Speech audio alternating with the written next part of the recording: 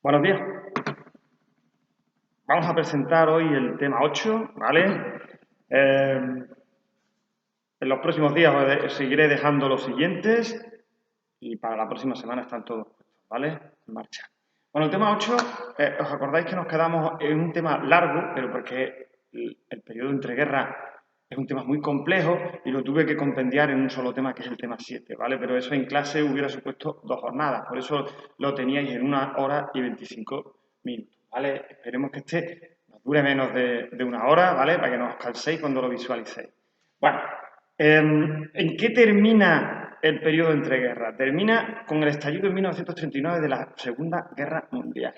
El fascismo surge en Italia en el año 22 y en Alemania en el 33. Sobre todo el surgimiento del fascismo alemán, del nazismo, ¿vale? Solo puede llevar a la guerra.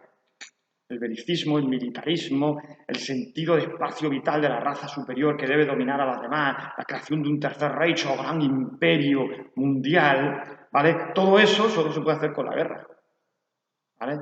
Y esa guerra, esa proyección del fascismo a nivel mundial es la Segunda Guerra Mundial. La Segunda Guerra Mundial, que en el momento en que hablamos de la Gran Guerra Mundial, de la Segunda Guerra Mundial, perdón, ya la Gran Guerra que era la anterior, deja de llamarse así. A ver, la Gran Guerra es porque era la mayor. A partir de ahora, la Gran Guerra, la Primera Guerra Mundial, queda una auténtica mariconada, una total ridiculez comparada con el asombroso conflicto que vamos a tener delante de nuestras caras. A ver, si teníamos 9 millones de muertos en la Primera Guerra Mundial, aquí vamos a tener 55. Si allí la mayoría eran soldados, aquí más de la mitad son civiles. Es tremendo. Además, el carácter mundial de esta guerra es muy superior, porque entonces se combatió sobre todo en Europa. Es verdad que Japón entra para atacar las colonias alemanas y sobre todo se combate con las colonias alemanas, pero poco más. Y después es verdad que entra al final de la guerra Estados Unidos y que Turquía, que es una potencia esencialmente asiática, también entra en acción. Pero aquí no, aquí estamos hablando de una guerra realmente mundial. Porque tiene dos grandes escenarios. Primero porque Estados Unidos va a entrar en dos guerras, la del Pacífico y la de Europa. ¿Vale? Es una potencia extraeuropea. Segundo, porque los dos grandes escenarios de la guerra no son necesariamente europeos. El primero es, sobre todo, Europa, además, toda Europa prácticamente. No se ven afectados países como Suecia o países como Suiza porque son neutrales, pero poco más. ¿Vale? Y después el otro gran escenario de la guerra es Asia. ¿De acuerdo? Es China, sudeste asiático y las islas del Pacífico. ¿Vale? Y tenemos un bloque, digamos, de tres potencias que al unísono realizan la guerra y una de ellas asiática, Japón. Las otras dos son las dos grandes potencias fascistas que son Italia y Alemania. Por tanto, tenemos un conflicto de dimensiones mundiales, mucho más que la Primera Guerra Mundial, ¿vale? Y de enormes dimensiones muy superiores a las de la Primera Guerra Mundial. Por eso cuando se empezó a hablar aquí ya de la Segunda Guerra Mundial, la primera dejó de ser la Gran Guerra porque esto era mucho más grande. Pero vamos a andar la grande, la Gran Guerra, ¿no? Entonces decimos, bueno, pues esta es la Segunda Guerra Mundial y la otra ya será la Primera. Y el término Gran Guerra quedó en desuso, que hoy pues no se conoce. Hoy hablamos siempre de la Primera Guerra Mundial, aunque en su momento el apelativo era la Gran Guerra. Bien, ¿cuáles son las causas de esa guerra? Pues ya lo hemos situado un poquito, ¿vale? Es la llegada de los fascistas al poder. La llegada del fascismo al poder solo puede conducir a la guerra, ni más ni menos. Es su objetivo, ¿de acuerdo? Y va intrínsecamente a la forma fascista de funcionar y de gobernar, porque, claro, cuando el fascismo habla de raza superior y del espacio vital que necesita la raza superior, significa depredar recursos a otros territorios, ¿de acuerdo? Con lo cual, el expansionismo es parte de la realidad de un gobierno fascista, es parte de ella. Y con el expansionismo va la guerra, pues te expansionan militarmente, claro. ¿Vale? Bien, la primera causa fundamental es la llegada de los regímenes fascistas, específicamente, sobre todo, de Hitler en el 33. Porque Italia es un país de segunda, es una potencia mucho más reducida en cuanto a tamaño, en cuanto a población, en cuanto a capacidad militar y económica. La posibilidad de hacer daño en una guerra mundial es absurda. La clave está en la llegada de Hitler al poder. Lo primero que hace es desafiar el Tratado de Versalles. ¿Vale? Como rearmándose, que lo prohibía expresamente el Tratado de Versalles, remilitarizando zonas como Renania, que estaba fronteriza con Francia, que lo prohíbe el Tratado de Versalles, dejando de pagar las indemnizaciones de guerra, que evidentemente estaban establecidas en el Tratado de Versalles, ¿vale? Entonces crea un ejército otra vez de grandes magnitudes, vuelve a reconstruir la marina, a fabricar tanques, a desarrollar un servicio militar obligatorio que con un país de más de 60 millones de personas supone varios millones de soldados en armas, es decir, crear un ejército enorme y poner en marcha una industria armamentística de primera a tope, a tope. Ya sabéis que la base industrial alemana es muy grande, sobre todo de metalurgia, y el rearme, cuando lo pones en funcionamiento, se produce a gran velocidad. Segundo, una política de creación de grandes bloques, ¿vale? Eso es lo que llamamos ahí política internacional de alianza. Evidentemente, Alemania sabe que necesita a alguien más a su lado para llevar a cabo una guerra del calibre que quiere, ¿no? Entonces, crea un sistema de alianza, esto es clásico de las guerras, acordaros, en la Primera Guerra Mundial ocurrió igual, y crea el pacto de Eres entre Alemania e Italia. Los dos regímenes fascistas, en principio por cuestiones territoriales, algunas más con ciertos recelos, pero después entre Hitler y Mussolini, por su afinidad ideológica, incluso después por una afinidad personal, llegaba a haber una muy buena relación, se convierten en aliados en lo que se llamó el Pacto del Eje, el eje Roma-Berlín. Sabéis que son las dos capitales, Roma de Italia, Berlín de Alemania. Ese eje, Pacto del Eje Roma-Berlín, después se verá complementado con el llamado Pacto Anticomitern. La Comintern es la Internacional Comunista, pues digamos el pacto anticomunista a nivel global. Y ahí se le incluye Japón, que también es un régimen pseudo-fascista, si ese término no se puede utilizar en Asia, ¿no? Pero un régimen dictatorial, autoritario y militarista, además profundamente racista, porque dentro del Extremo Oriente los japoneses se sentían superiores, sobre todo a chinos, coreanos, etcétera, a los que se consideraban raza inferior o pueblo inferior, ¿vale? Con lo cual, las características de los tres regímenes eran muy similares y las tres eran profundamente anticomunistas. Forman el pacto anticomité, ¿de acuerdo? ¿Y dónde se estrena este sistema de alianza, específicamente el pacto del eje? Porque evidentemente el pacto anticomité en España tenía poco de ver, en la guerra de España, la que entonces llamaba la guerra de España, que nosotros conocemos como la guerra civil española. En esa guerra civil española se convierte en el teatro de operaciones donde los alemanes italianos van a probar sus nuevas armas, su capacidad estratégica, las nuevas formas de luchar, que ya no son las de la Primera Guerra Mundial, porque el desarrollo tecnológico ha sido tremendo, ¿vale? Entonces, España se convertirá en el banco de pruebas, en el campo de pruebas, ¿vale?, de esa nueva guerra, de esas nuevas armas que tecnológicamente se van a poner en marcha, porque entre los años 20 y 30 el desarrollo tecnológico ha sido tremendo, ¿vale? Y hay que probarlas, hay que poner a tope el ejército a nivel operativo, y eso se hace en la guerra de España. Hitler y Mussolini apoyan de una manera sistemática y desde el primer día el gobierno de Franco, creado al gobierno rebelde, sublevado y golpista del general Franco, ¿de acuerdo? Estos golpistas de Franco vencieron, entre una de las causas fundamentales, además, ¿vale?, por el apoyo sistemático inicial y después continuado de Mussolini y de Hitler, ¿vale? Si no hubiera sido muy complicado, muy difícil, a lo mejor hubieran vencido, pero de una manera totalmente diferente, sino por ese apoyo sistemático. Si es que se vaciaron Hitler y Mussolini, ¿vale? Por tanto, la guerra de España sería el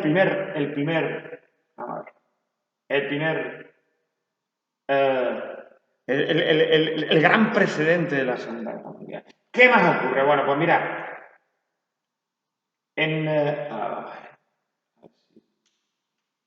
ahí. Bueno, pues una vez que tenemos rearmado a los ejércitos fascistas, sobre todo Alemania, y desafiando el Tratado de Versalles, plantean la existencia de una alianza y prueban sus armas y sus nuevas estrategias en España. ¿Qué necesitamos? Ahora necesitamos una serie de toques de atención, es decir, unas provocaciones continuas que lleven a la guerra. Eso es un proceso de expansionismo. Ellos necesitan un espacio vital, como buenos fascistas, que ya os expliqué, necesitan un territorio que dominar y que explotar y unos pueblos a los que someter, porque son parte de la ideología fascista, el dominio que de derecho tienen los pueblos superiores sobre los pueblos inferiores, y lo van a ejercer sistemáticamente, ¿vale? Van provocando a los aliados, a Inglaterra, a Francia, a la Unión Soviética, los van provocando, ¿vale?, para provocar esa guerra. Entonces te voy empujando hasta que ya te canso y ya me tienes que dar una hostia y empieza la Segunda Guerra Mundial, ¿vale? Bien, el gran provocador es Alemania. ¿De acuerdo? Eso no quiere decir que Italia también haga sus provocaciones y específicamente también Japón. Pero Alemania inicia un proceso de expansión, ¿vale? Que es desafío continuo al Tratado de Versalles. Lo primero es que se anexiona Austria. Alemania realmente esto que veis a ver. Remilitariza esta región que estaba prohibida por el Tratado de Versalles, que es Renania, ¿vale? Porque es limítrofe con Francia, para evitar una posible invasión, y la remilitariza. Ya está desafiando el Tratado de Versalles. Pero es que después se anexiona a Austria, por cierto, de habla alemana, de cultura germana, y Hitler era austriaco. La mayoría de los austriacos se sentían alemanes y querían incorporarse, pero el Tratado de Versalles lo prohibía expresamente. Expresamente. Pues en el Landlutsch, en 1938, el Landlutsch es la anexión de Austria. Después toma esto que veis en verde más clarito, que son los territorios fronterizos de Checoslovaquia, ¿lo veis? Se llaman los Sudetes, que están poblados por un 95% de alemanes. Allí se le espera con los brazos abiertos y Hitler, ¿vale? Al nacionalismo alemán le devuelve los Sudetes también, ¿vale? Pero el paso va mucho más allá. Y a la altura del 39 toma Chequia, que es esto que veis aquí. Esto ya es un paso, porque los Bohemia y Moravia, esto que veis, la parte de Chequia interior está poblada por checos. Ya es una invasión de un pueblo que no es hermano. ¿De acuerdo? Se lo anexiona y ¡ya!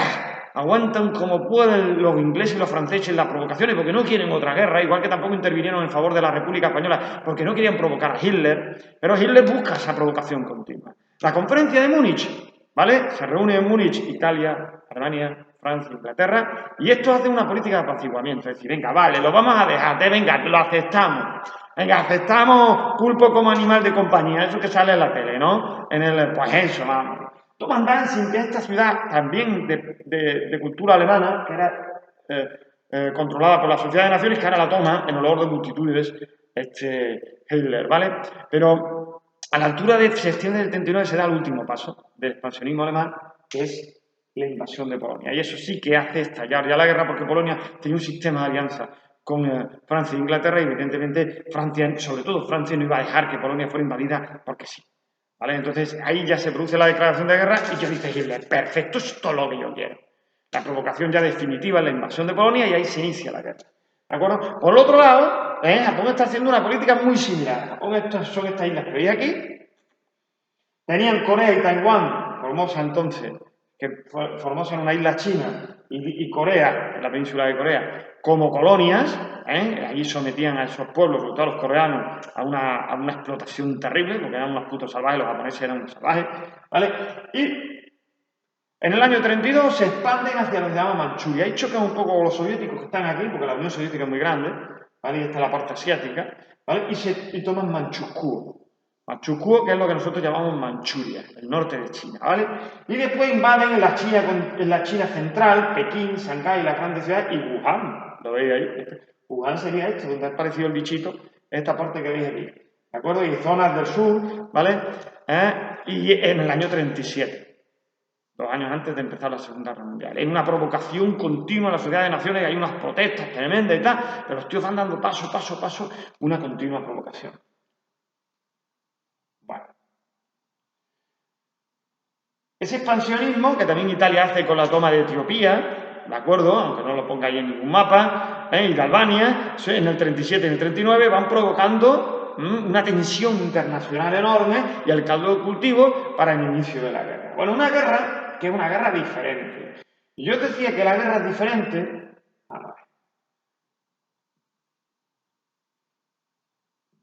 Bueno,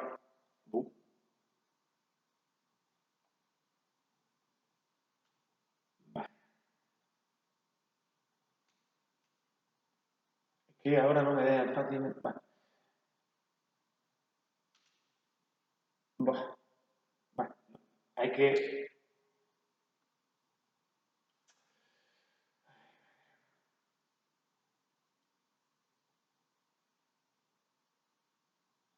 Vamos a ver si somos capaces. A ver.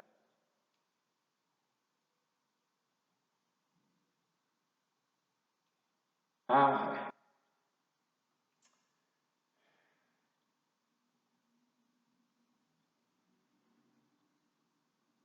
A ver si me deja. Ay, ay, ay.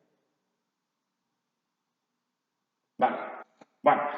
Ha habido ciertas dificultades para poner eso porque es que es complicado. Es complicado, cuando se te pasa un poco, baja para abajo. ¿Vale? Bien. Bueno, pues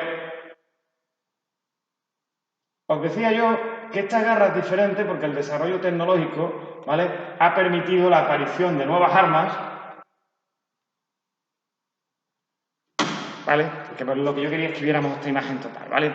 ¿Qué significa el desarrollo tecnológico? Sobre todo en la energía, electricidad y el uso de los motores de combustión interno de petróleo, en el desarrollo de los transportes. Un desarrollo de los transportes que va a ser tremendo durante el periodo de entreguerra, la automoción, los camiones, los trenes, la aviación, etcétera. Todo eso se aplica a la guerra, como se aplica también a los sistemas de comunicaciones, ¿vale?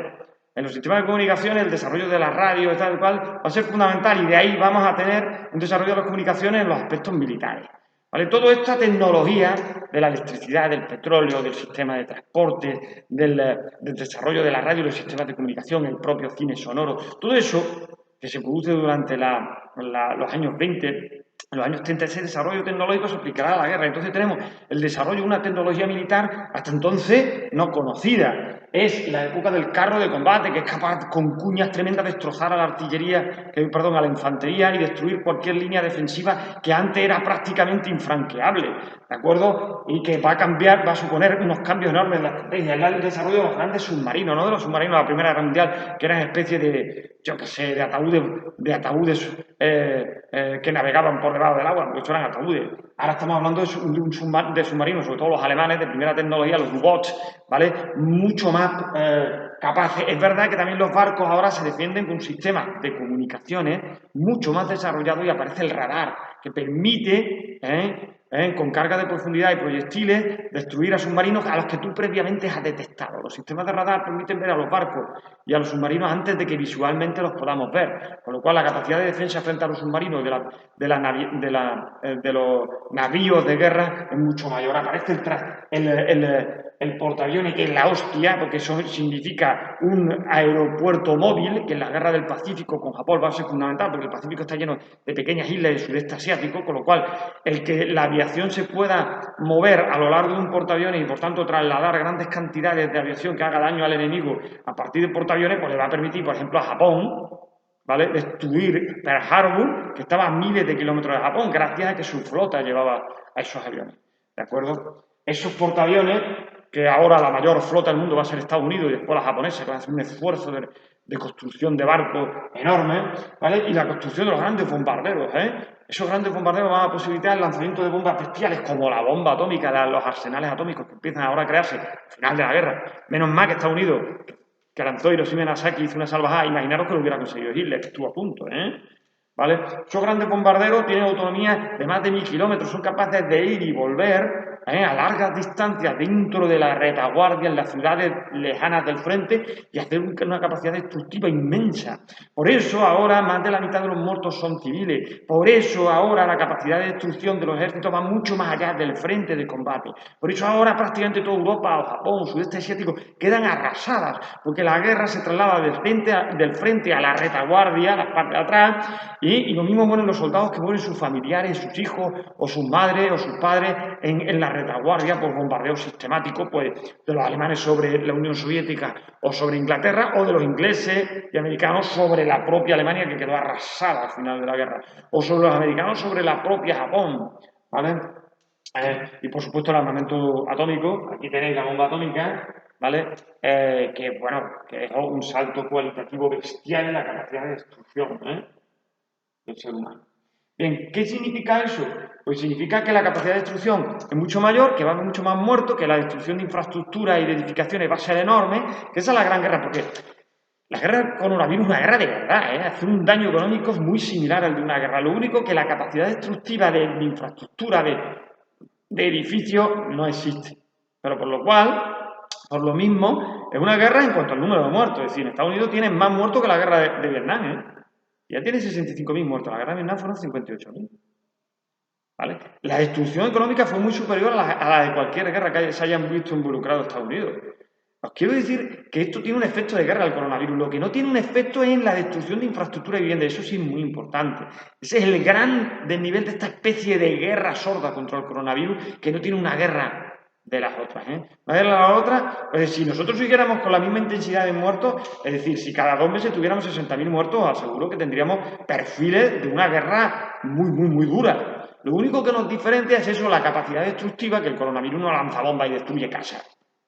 destruye familias, no casas, infraestructura, ¿vale? En ese sentido los costes son mucho menores, ¿eh? Bueno, ¿qué significa las nuevas armas? Bueno, pues las nuevas armas significan más capacidad destructiva, pero también significan nuevas estrategias de combate, ¿eh? Es lo que llamamos la Blitzkrieg, la guerra de movimiento, la guerra mecanizada. Es el carro de combate rompiendo las líneas enemigas, la aviación protegiéndonos en el aire. ¿Veis? Esto es de un videojuego, pero sirve muy bien. ¿Vale? Soldado con una ametralladora de posición y es una guerra blindada, una guerra mecanizada, una guerra que es capaz los ejércitos de mover 30 o 40 kilómetros diarios, porque detrás van los transportes de tropas en camiones, porque después van los ejércitos mecanizados y porque la cuña, la base, es el carro de combate. Todo eso tiene un problema que depende de la energía. Porque claro, para mover un ejército mecanizado y rápido, en esa guerra relámpago necesita millones de barriles de petróleo a la semana. O sea, es un ejército con unas necesidades energéticas muy grandes. Pues se tiene que mover mucho más rápido. ¿De acuerdo? A ese guerra de movimientos que el ejército alemán supo llevar al máximo se le llamó Blitzkrieg. Guerra relámpago en alemán. Bueno, pues vamos a ver las fases de la guerra, si os parece bien, ¿vale? Y las fases de la guerra, bueno, se inician en el frente oeste, ¿vale?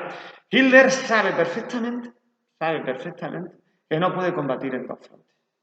Por eso ya le pasó en la Primera Guerra Mundial, acordaros, a Alemania le pasó en las dos primeras guerras y se vio involucrada en dos frentes, al este y al oeste con Francia y con Inglaterra, al este con Rusia y, aunque tuvo posibilidades de ganar, siempre estuvo con un ejército en un lado y en otro. Entonces el ejército estaba partido por 2.000 kilómetros de diferencia y luchar en dos frentes es algo harto complicado. Entonces él sabía que esa situación no tenía que volverla a repetir. Por eso, cuando invade Polonia al este de Alemania, mirad, después el problema es que tenemos que volver para atrás. Es que esta foto quería comentarla. Bueno, ahora lo veremos. Cuando hace un pacto de no agresión con Stalin, su gran enemigo, el comunismo, sin embargo, el zumbado de Stalin se la traga y le vende que él no le va a atacar. Entonces se reparte en Polonia y Europa se queda de piedra cuando la invasión de Polonia, Francia declara la guerra, esperaba que la Unión Soviética también lo hiciera y coge y los alemanes se paran a la mitad de Polonia y los rusos avanzan y sin pegarse un tiro se reparten Polonia. Eso fue un tratado, un pacto germano-soviético secreto que dejó al resto de Europa boquiabierto porque los dos grandes enemigos, ¿vale? Hitler y Stalin, ¿vale? Se reparte un país sin que haya un solo tiro y pensaba todo el mundo que Stalin rápidamente intervendría, porque claro, la invasión de Polonia le ponía en las fronteras de la Unión Soviética a Hitler. ¿Vale? Eso fue un golpe de efecto de Hitler tremendo, porque ahora ya se podía centrar en el frente occidental, ¿de acuerdo? Eso le permitió, primero, tomar, Francia le declaró la guerra, aunque se quedó boquiabierto Inglaterra por la toma de Polonia, y entonces él coge y cubre la parte norte, toma Dinamarca, Noruega, y después se lanza en lo que se llamó la campaña de Occidente sobre Francia, a través de Holanda y Bélgica, como la Primera Guerra Mundial. Para tomar París. La tomó porque había una línea defensiva que se llamaba la línea Maginot francesa, que ellos tenían esperanza, que la habían fortificado desde la Primera Guerra Mundial para evitar una posible segunda invasión alemana, que no les sirvió para nada, porque los carros de combate pasaron por encima, porque la Blitzkrieg, porque el carro de combate y la guerra mecanizada se comió a Francia, que todavía combatía al estilo antiguo. Los generales alemanes, con muy pocas bajas, se presentaron prácticamente en París. Desarbolaron al ejército francés, que era el número tan poderoso como el alemán entonces. Y Hitler se hace esa foto que él quería porque él dijo que no se tocaba París, ¿vale? Que no se bombardeara, y de hecho fue una de las pocas ciudades europeas que no quedó arrasada. Porque él, que era un antiguo artista venido a menos, fracasado, era un pintor fracasado, amaba París como la capital del arte, y quería esta foto. ¿Lo veis? Con la Torre Eiffel. Quería esa foto de ese Trocadero, que la tengo yo también, ¿vale? La que nos hacemos todos cuando vamos a París, y la quería a toda costa. Y la quería, por tanto, antes y sin destruir París, para que quedara para su foto y para su satisfacción personal, ¿vale? Si eso se le llamó la campaña de Occidente, ¿vale? Aquí veis el mapa, ahora después subiremos como por ahí. Este. Vale. Bueno, campaña de Occidente significa la invasión de Polonia, ¿la veis ahí? Al este. Pero los soviéticos toman esta parte de Polonia y ahí se paran los soviéticos. Entonces, cuando ellos inician, Alemania, su expansión brutal hacia el norte, Noruega y Dinamarca, para cerrar a Gran Bretaña, toman en la campaña del oeste Bélgica, Países Bajos y Francia, en una exhalación, en un mes y pico, dos, ¿vale? El sur de Francia no lo toman porque allí se crea un régimen fascista, que es el régimen del general Pétain, de ultraderecha, que es, digamos, unos aliados franceses de Alemania. Entonces Alemania les deja mantener su estado al sur, se llamó la Francia de Vichy, porque la capital se estableció en una ciudad pequeña en el corazón de Francia, se llama Vichy. Esto sería, y el norte de Francia y el oeste fue ocupado por las tropas alemanas. ¿De acuerdo? Se quedaba el Reino Unido aislado. ¿Lo veis? Totalmente aislado. Y entonces, claro, Hitler sabía de que la flota inglesa era muy superior a cualquiera en Europa, ¿de acuerdo? Él sabía que la invasión de Inglaterra era muy complicada, aunque la tenía más o menos preparada, pero evidentemente, ¿de acuerdo?, tenía un problema, y es que como es una isla y la flota mayor era la británica, aquello era muy difícil de desarrollar a corto plazo. Entonces inició una batalla aérea. Quiso destruir previamente a la RAF, a la aviación británica, en una batalla aérea durísima, donde se bombardeó sistemáticamente ciudades como Birmingham, Coventry, Londres, fueron arrasadas, machacadas, mucha población civil murió, decenas de miles de ingleses murieron en aquellos bombarderos, y donde se combatió en el aire, ¿vale?, los cazas de la RAF, de la aviación inglesa, y la Luftwaffe alemana, ¿vale? ¿Qué pasó? Que la RAF se lo vendió caro, y la Luftwaffe le estaba venciendo, pero perdió muchos, miles de aparatos, y Hitler se dio cuenta de que si seguía con esa batalla, acabaría con la aviación inglesa, pero a un coste muy elevado de la suya, con lo cual no tendría aviones suficientes para su gran proyecto realmente, el que había dejado para después, que era la invasión de la Unión Soviética y la destrucción del comunismo, ¿vale? Hizo ese pacto germano-soviético, pero eso era de mentira, solo para ganar tiempo, invadir el oeste y nunca combatir en dos frentes. Entonces decidió no acabar del todo con Inglaterra, porque si hubiera seguido, a un coste elevadísimo para la aviación alemana, hubiera podido después invadir Inglaterra desde el aire, y con el apoyo aéreo mantener a raya la flota y poder haber tenido posibilidades de desembarcar en Inglaterra.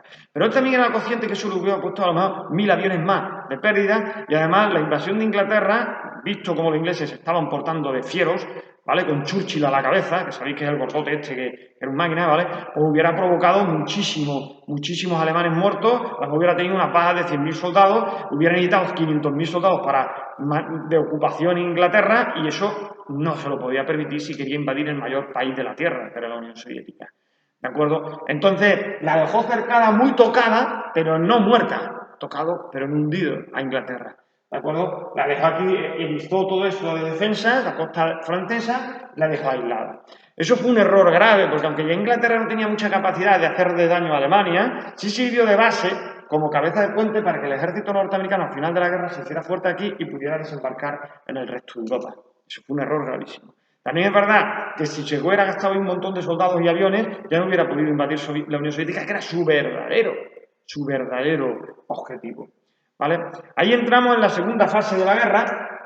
En la segunda fase de la guerra ya es la invasión de la Unión Soviética, ¿vale? La invasión de la Unión Soviética, ¿vale?, que primero supone, todo esto que veis en naranja, Rumanía, Bulgaria, Hungría y Eslovaquia, ¿vale?, son aliados de Alemania, igual que Italia, ¿vale? Son países fascistas, pero tienen dictaduras de corte casi fascista, ultraderechistas, militares, anteriores con Rumanía, los fascistas húngaros, etc. Y entonces, estos de alguna manera son aliados que incluso le aportan tropas.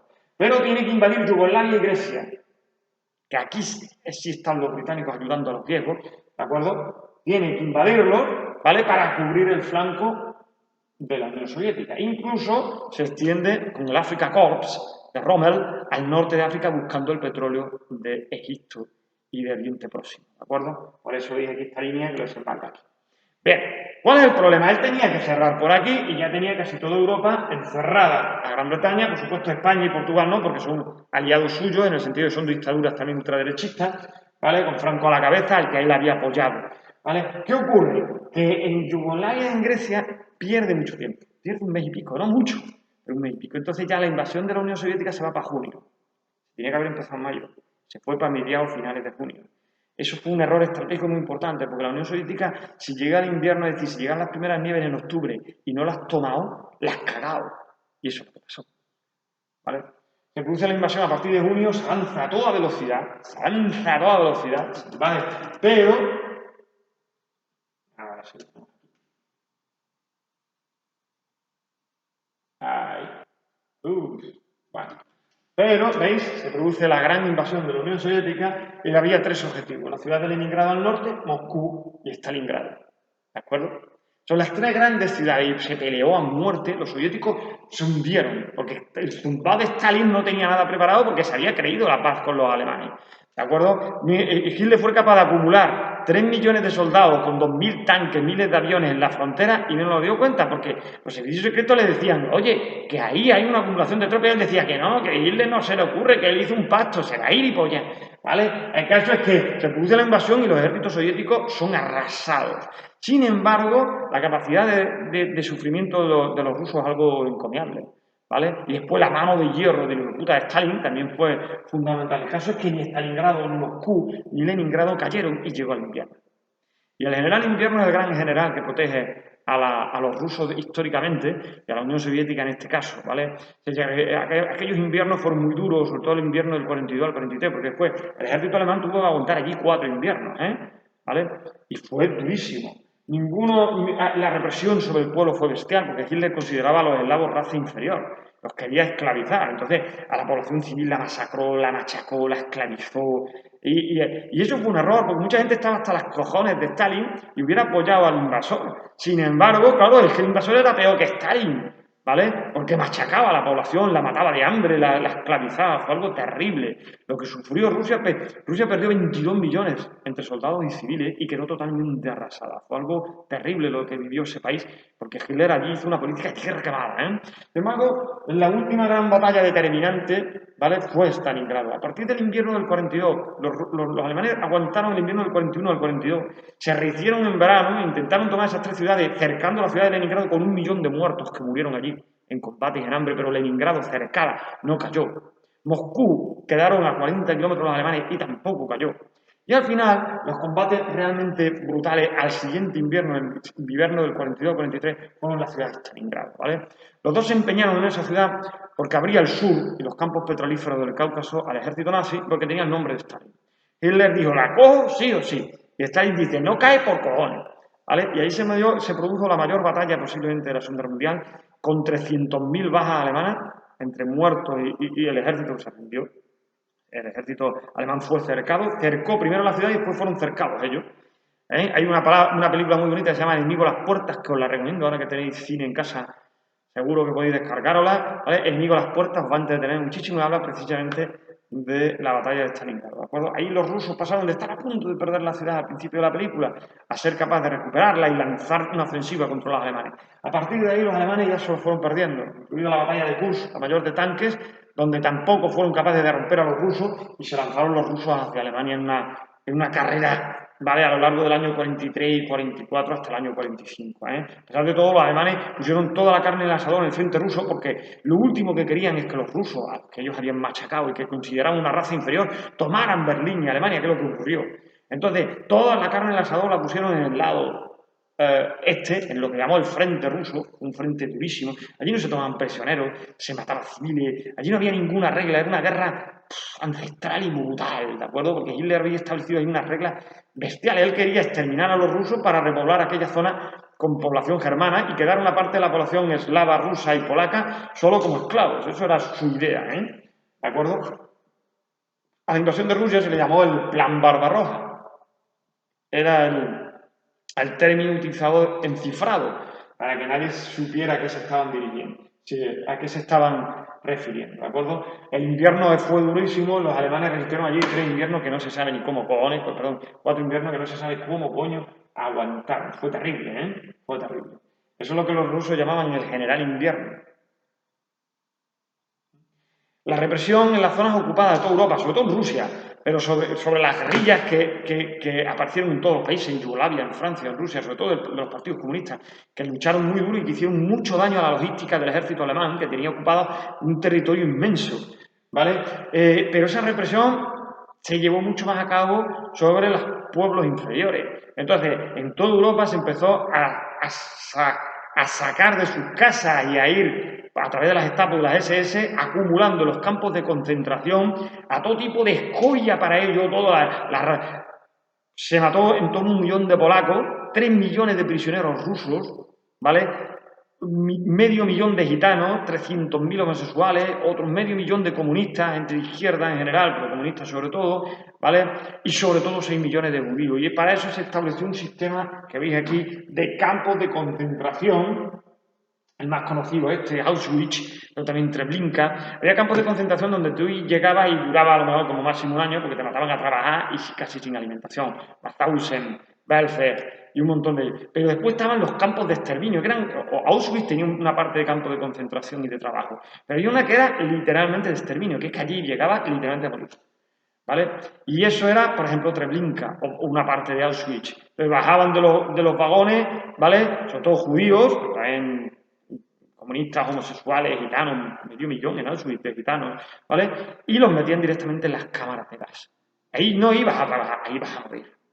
¿De acuerdo? Treblinka era el caso más paradigmático porque Auschwitz, como era la mitad, los que no servían para trabajar los llevabas a las cámaras de gas, los otros los llevabas a trabajar y morían trabajando Entonces era una mezcla. Pero Treblinka era solo un campo de exterminio, ¿de acuerdo? Era la cámara de gas, los vaciaban los trenes y a matar. Fueron 6 millones de judíos y todas esas cifras entre 300.000 y 500.000 gitanos, comunistas, 3 millones de prisioneros rusos, muchos los mataron de hambre, no salvajes. Porque para ellos los rusos eran basura. ¿Vale?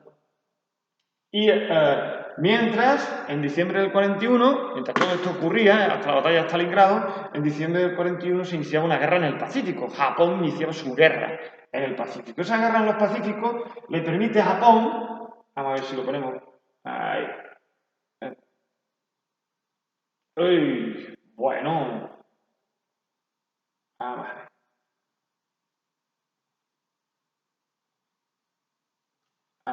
Ahí, ahora, vale. Vamos a ver si somos capaces. Ahí.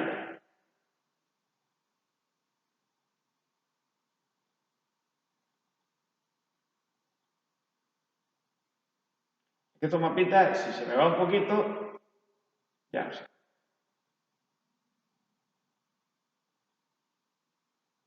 Vale. Bueno. Japón hizo por su parte un esfuerzo bélico enorme y fue creando un proceso de expansión territorial, ¿vale? Brutal a partir de septiembre del 41 con una guerra ya abierta. ¿Vale? Aquí tenéis Japón, que es esto que veis en verde, que tiene Formosa, Corea como colonia, y después las islas de Japón, ¿veis? Que son muy largas, es el archipiélago japonés. ¿Vale? Pues conquistan China, que ya lo habían hecho en el 37, pero ahora se enfrentan ingleses, franceses y holandeses que tenían sus colonias en esta zona. Indonesia es colonia holandesa, los franceses están en Tailandia, los ingleses están en en Tailandia, en Vietnam, los ingleses están en Birmania. ¿Vale? Y muchas de estas islas, incluidas Filipinas, Mariana, Hawaii, etcétera y tal, son de Estados Unidos. ¿Vale? ¿Cómo inician esa guerra? Pues aquí, en Hawái. Hawái es territorio estadounidense, que fue el único territorio bombardeado en la Segunda Guerra Mundial de Estados Unidos, porque ellos, como vivían en América, vivían aislados de los dos frentes, uno era en Asia y el otro era en Europa, ¿vale? Y fue bombardeado el puerto de Pearl Harbor, que sonará, hay películas sobre el tema. ¿Vale? Allí parte de la flota americana fue destruida, pero no los grandes destructores y sobre todo los portaaviones que quedaban intactos porque estaban todos en San Diego o en San Francisco, en la Estados Unidos continental. Entonces el daño a la flota americana fue importante, pero no fue determinante. Japón, que quería verle asestado un golpe determinante para que la flota americana tardara en recuperarse y poder así ganar la guerra, no lo consiguió. Solo le dio un golpe mediano, digamos, flojito. A pesar de todo, Estados Unidos tardó en recuperarse y eso le permitió a Japón extender su territorio por un montón de islas del Pacífico, conquistar el norte de Nueva Guinea, Indonesia, los holandeses, llegaron hasta la India, por Birmania, Tailandia, Indochina, etcétera, y tomaron Filipinas. Entonces, veis un enorme territorio que si lo cogemos en función de esto, pues son unas 20 veces España. La flota japonesa había sido enorme, la capacidad industrial japonesa era importante y había hecho un esfuerzo bélico determinante que le permitió extenderse en ese territorio. Su máximo nivel de extensión fue esto, hasta que en el 43, justo un poquito después, pero más o menos a la vez que la batalla de Stalingrado, los norteamericanos les paran en la batalla de Guadalcanal. ¿De acuerdo? Ahí se inicia también el repliegue de Japón, mientras Alemania se iba replegando, ¿de acuerdo?, hacia su territorio, y los soviéticos le iban machacando invierno tras invierno a lo largo del 43, del 44, del 45, ¿de acuerdo?, ¿vale? Los japoneses va a pasar lo mismo y van a ir perdiendo isla a isla, desde aquí, la batalla de Guadalcanal, que está aquí, ¿lo veis? Poco a poco los norteamericanos toman Nueva Guinea, toman las islas de Guam, después se lanzan sobre Filipinas, sobre Indonesia, Tailandia y tal, y después se van acercando hacia Japón. ¿De acuerdo? ¿Se ha entendido? Entonces, ahí ya se inicia a partir del 43 la tercera fase de la guerra, que es la fase de repliegue de los imperios del eje de Anticomité, de los imperios que habían iniciado la guerra, de Japón y de Alemania nazi y de Italia. ¿Vale? Los soviéticos, que han hecho el mayor esfuerzo, que tienen 22 millones de muertos y que se lanzan sobre Berlín y toman precisamente el Reichstag, Alemania, Berlín. Está la imagen que Hitler no quiso ver y, visto que a Mussolini lo habían pillado y lo habían colgado como un pollo después de darle una paliza, él decidió que antes se suicidaba y que los SS destruyeran su cadáver lo prendieran con gasolina para que los rusos no pudieran hacerle eso. ¿Vale? Y no quería ver, por supuesto, la bandera comunista ondeando en el Reichstag alemán, en el Parlamento alemán, que se produjo en mayo del 45, ¿de acuerdo? Ahí hay una película que os recomiendo, que por ejemplo, El hundimiento, que muestra en el búnker, según caían los cañonazos y los rusos se iban acercando, es la locura ya de Hitler, que creía que todavía podía defenderse y ganar la guerra, y el resto le miraba como diciendo, Dios mío, y cómo se cabreaba y cómo estaba y tal. En la película, lo que pasa es que en un ambiente de confinamiento como este odio, porque la película te provoca es brutal, porque es el fin de una guerra y el fin de un loco, ¿vale? Y cómo está enclaustrado en el búnker y cómo se le va la olla, ¿eh? Pero la recomiendo, se llama El hundimiento. Bueno. Mientras en Occidente los europeos, los norteamericanos y los ingleses desembarcan en Normandía, en Francia, y también en Italia, y desde Italia y Normandía van aplastando por el oeste. Y entre los soviéticos por el este y los norteamericanos, ingleses, franceses, desde Italia y desde Normandía en el oeste, ¿vale?, van aplastando, y unos y otros se dividen y controlan cada uno una mitad de Alemania. Los soviéticos llegan a un tercio de Alemania, incluido Berlín, y los occidentales, franceses, ingleses y sobre todo estadounidenses, controlan la parte occidental, los 2/3 occidentales. ¿De acuerdo? Y se reparten en zonas, ¿vale? Y van liberando unos la Europa del Este y parte de Alemania, y los otros la Europa del Oeste y parte de Alemania, ¿eh? ¿De acuerdo? El desembarco en Normandía ahí fue fundamental, que es el mayor desembarco de tropas de la historia, porque se desembarcaron miles y miles de soldados, material de guerra, etc. ¿Vale? Mientras en Asia los japoneses pierden buena parte de sus territorios, pero están dispuestos a pelear a muerte hasta el último hombre en las islas de Japón. De hecho, la primera isla que se tomó, que es un islote poblado de japoneses, ¿vale?, que es un islote que se llama Iwo Jima, los norteamericanos fliparon. Porque los japoneses no se rendían, tenían la moral de un samurái y estaba prohibido rendirse. De 20.000 defensores de Iwo Jima, ¿vale?, la primera isla de Japón, que era un islote, ya os digo, pequeñito, de pescadores, ¿vale? Allí había 20.000 defensores japoneses, y ya habían visto cómo la defensa de Filipinas o de Tailandia o de China había sido terrible, imaginaros, ¿vale?, cuando llega al territorio japonés, ¿no? Bueno, los japoneses de 20.000 solo cogieron 200 prisioneros, y de milagro, porque los japoneses no se rendían, murieron hasta el último combatiendo, y murieron 6.000 marines, claro, multiplicaron, y digo, bueno, pues si un puto islote nos cuesta 6.000 marines estadounidenses, la toma de Japón puede costar 1.000.000 de soldados muertos. Empiezan a echar cálculo y dices, esto no puede ser. Entonces dijeron, ¿cómo conseguimos la guerra? Porque además bombardeaban sistemáticamente Japón, y Japón resistía y no estaba dispuesto a dar hasta el último hombre, ¿vale? Porque tenía una moral de no rendirse y de no dar prisioneros, con lo cual era la hostia, eran samuráis mentales, ¿vale? ¿Qué pasó? Que evidentemente Japón solo se rendiría si se le ponía contra las cuerdas. Entonces Estados Unidos lanzó lo que son crímenes de guerra, pero estos son crímenes de guerra, se hicieron sobre civiles. Escogió dos ciudades del sur, Hiroshima y Nagasaki, dos ciudades grandes industriales, pero no especialmente llamativas, y lanzó dos bombas atómicas, las veis ahí, que mataron a más de 200.000 personas, todos ellos prácticamente civiles, pero allí no había prácticamente militares. ¿De acuerdo? Japón con la primera, ¿no? Con la segunda ya terminó de rendirse y entonces provocó la rendición. Siempre Estados Unidos ha dicho que gracias a eso se salvaron millones de vidas, también de japoneses. Pero lo hiciste matando en una guerra a un montón de civiles. Eso se llama crímenes de guerra, no tiene otro nombre, ¿eh? ¿De acuerdo? Yo no estoy diciendo que no hubiera que hacerlo, yo estoy diciendo que a lo mejor Estados Unidos no es quien para dar lecciones de defensa de civiles y derechos humanos desde entonces y hasta ahora. No es nadie. ¿vale? Sencillamente porque ellos hicieron crímenes de guerra. ¿Tendrían sus razones? No lo voy a negar, pero fueron crímenes de guerra, ¿vale? En el sentido de que esa presión se hizo matando civiles indefensos, ¿eh? Bueno, las bombas atómicas y Nagasaki y Hiroshima, ¿vale?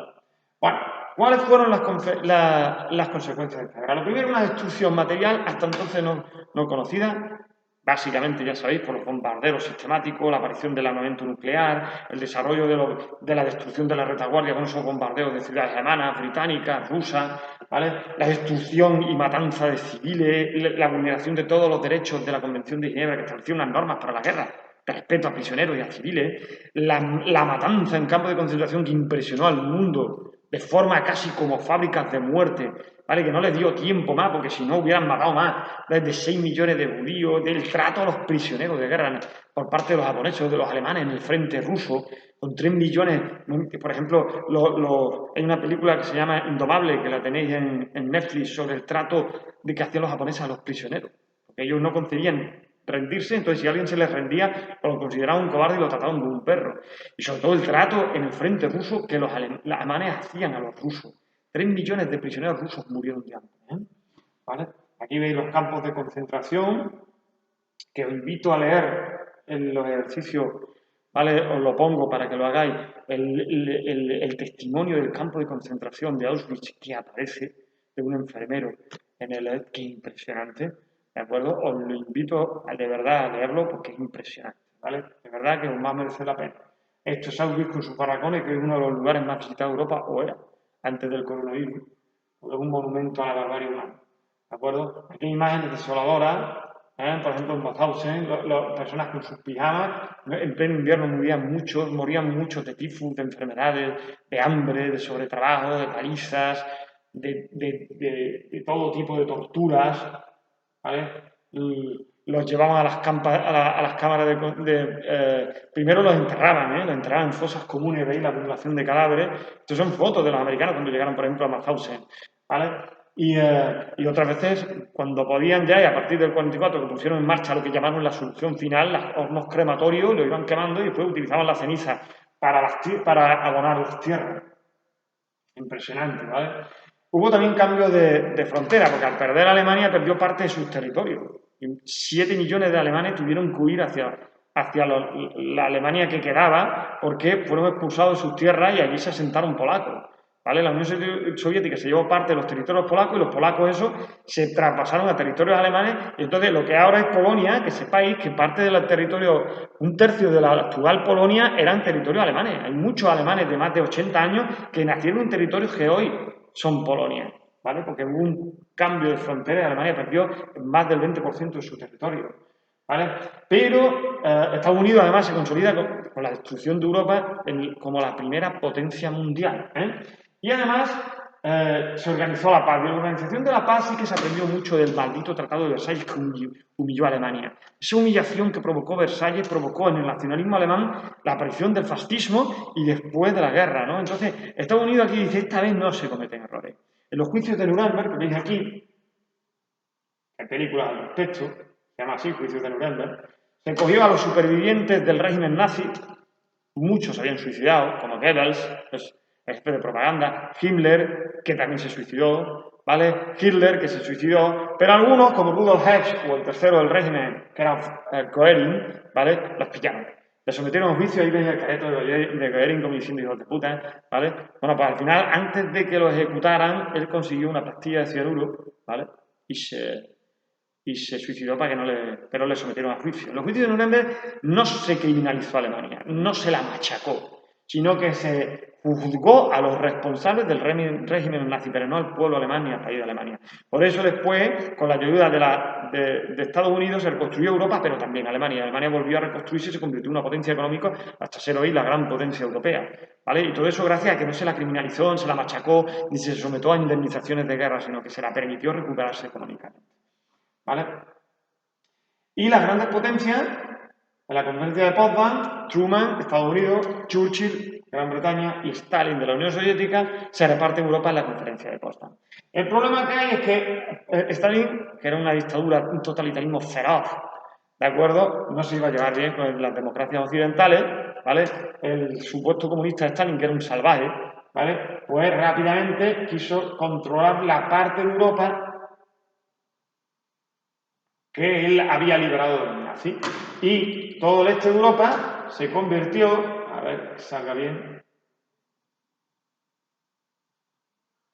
todo el este de Europa se convirtió en democracias populares, que se llamaban, mentira, regímenes comunistas dictatoriales, puestos controlados por la Unión Soviética de Stalin, ¿vale? Incluida la parte de Alemania ocupada por ellos, que se llamó República Democrática Alemana. La Alemania, liberada por Estados Unidos, y los países europeos liderados por Estados Unidos formarían lo que se llama el Occidente Europeo, con una alianza militar que se llamaría la OTAN, ¿de acuerdo? Dentro de ese Occidente Europeo estaría Franco, que aunque al principio fue aislado como régimen nazi, dedicado a Hitler, que le apoyó y tal y cual, después los Estados Unidos se dieron cuenta que en esta especie de guerra fría que veremos en el próximo tema, ¿de acuerdo?